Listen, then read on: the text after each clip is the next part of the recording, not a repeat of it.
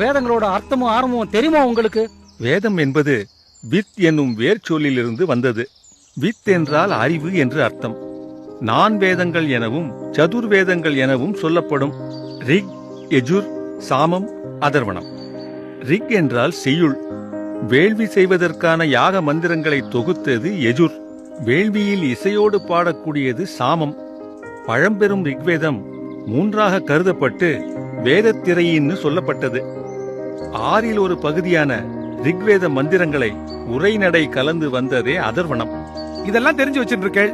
ஆனா அந்த வேத தாயான இந்து மதத்து மேல உங்களுக்கு ஏன் நம்பிக்கை இல்லாம போயிடுதோ? ஆரிய தர்மம் என்பதே இந்து மதத்தின் முற்காலத்து பெயர்.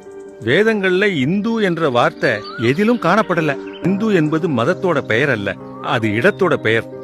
சிந்து எனும் ஆறு பாயும் இடப்பரப்பை குறித்ததுதான் இந்து என்று மறுவிடுத்து. சிந்து என்னும் சொல்லை பாரசீகர்கள் இந்துன்னு சொன்னா. ஏன்னா பாரசீக மொழியில சாங்கிற ஒலி கிடையாது. ஜவஹர்லால் நேரு, அம்பேத்கர், டாக்டர் ராதாகிருஷ்ணன் இவங்க எழுதிய புத்தகங்கள் இதற்கு சாட்சியா இருக்கு.